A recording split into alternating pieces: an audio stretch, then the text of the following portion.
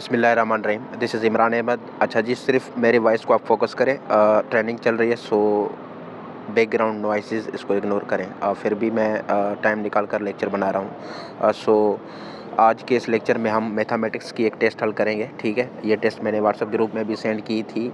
Hopefully आपने वो हल की होगी। इस वजह से मैं सॉल्यूशन वीडियो बना रहा हूँ। अपना स्कोर लाजमी कमेंट करिएगा। और इस टेस्ट में हम एक्स्ट्रा पॉइंट्स भी सीखेंगे। ठीक है, 21 MCQs हमारे पास मिला हुआ है। कुछ इस तरह मिला हुआ है कि हमारे पास करली ब्रैकेट मिली हुई है। ठीक है, और उसमें एक एलिमेंट है, ए है। ठीक है, मतलब कि एक ही एलिमेंट है। तो पूछ रहा है कि इसको हम क्या बोलेंगे। ऑप्शन ए हमारे पास है नल सेट, ऑप्शन बी हमारे पास है इन्फिनाइट सेट, ऑप्शन सी हमारे पास है सबसेट, ऑप्शन डी हमारे पास है सिंगलटन सेट। तो यहाँ पर क्या करेक्ट आंसर होगा, मैंने डिटेल में सेट पर, उसके टाइप्स पर, ठीक है, और जो ऑपरेशंस होते हैं सेट पर, यूनियन, इंटरसेक्शन, डिफरेंस, ठीक है, सिमेट्रिक डिफरेंस, ये बताया। इसको हल करते हैं। तो देखें, हमारे पास एक एलिमेंट मौजूद है। जब भी एक एलिमेंट मौजूद हो सेट में तो उसको हम बोलते हैं सिंगलटन सेट। क्या बोलते हैं? सिंगलटन सेट बोलते हैं। ठीक है जी। यहाँ पर करेक्ट ऑप्शन क्या है? Singleton set. अच्छा, ये जो नल सेट ऑप्शन है इसको भी समझ लें। लेट सपोज मैं इस तरह लिखता हूँ, ठीक है, ओनली करली ब्रैकेट है। इसको मैं नल सेट कह सकता हूँ, एम्प्टी सेट कह सकता हूँ, वॉइड सेट भी कह सकता हूँ। ठीक है, या कभी कभार इस तरह भी देते हैं। ठीक है, ये भी क्या है हमारे पास, ये भी नल सेट है या एम्प्टी सेट है।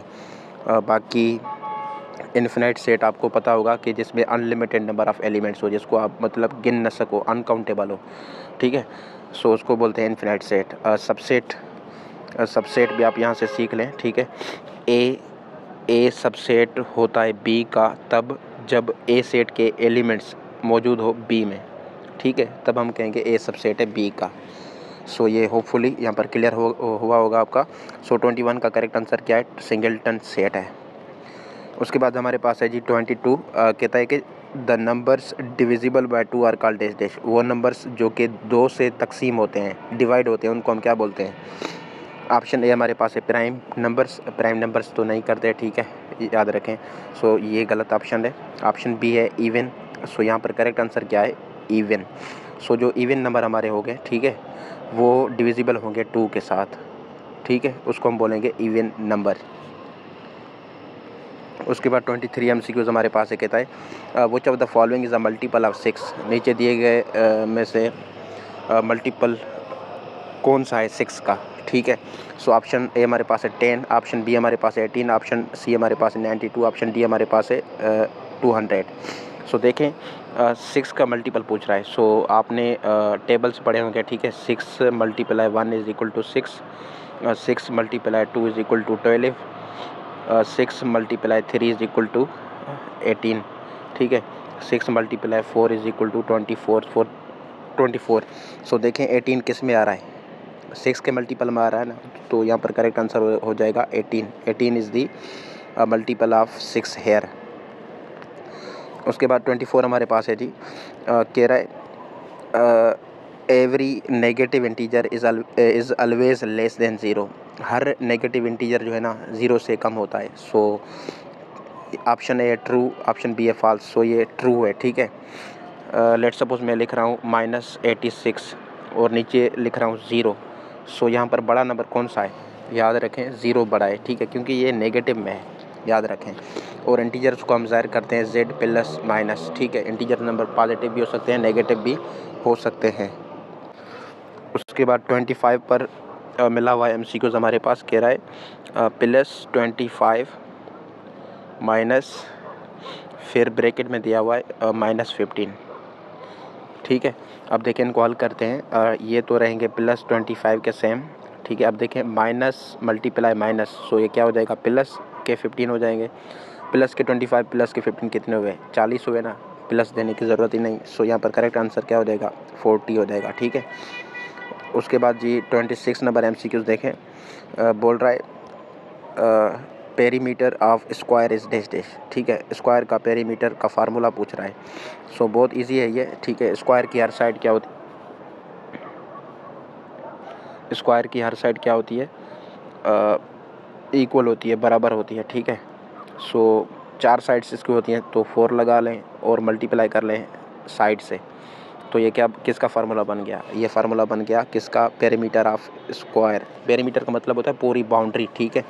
सो यहाँ पर क्या आंसर होगा, यहाँ पर आंसर होगा हमारे पास 4 मल्टीप्लाई साइड, ठीक है। 4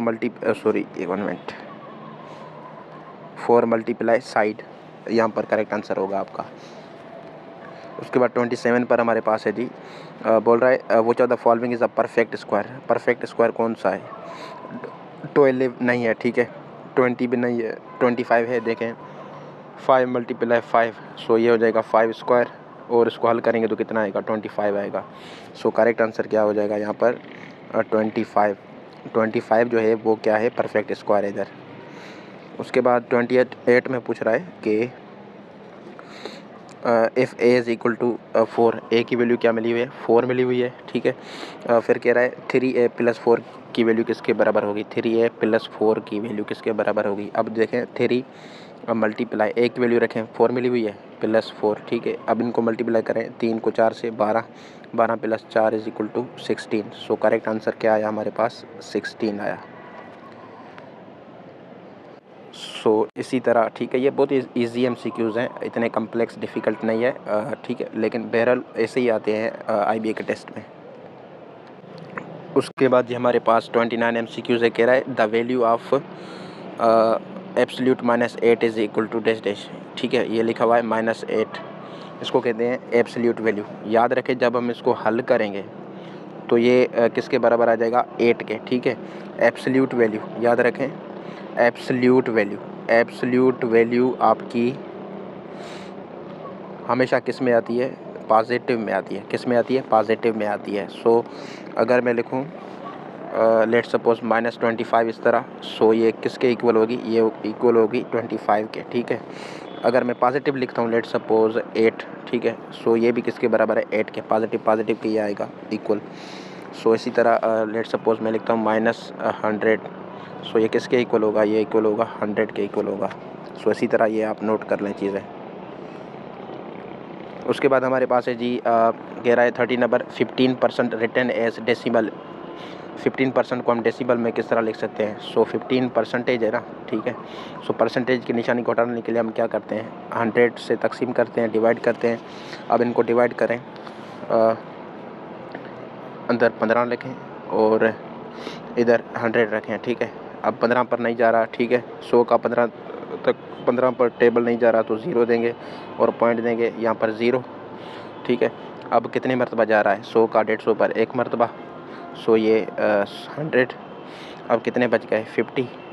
अब हम अपनी तरफ से 0 देंगे, ठीक है। सो ये कितने मरतबा जा रहा है, 5 मरतबा, 100 का टेबल 500 पर, सो ये 500, 0 बच गए, ठीक है। तो उसका मतलब करेक्ट आंसर क्या आया, 0.15 है ऑप्शन में, जी हाँ, 0.15 is the correct answer. So thank you.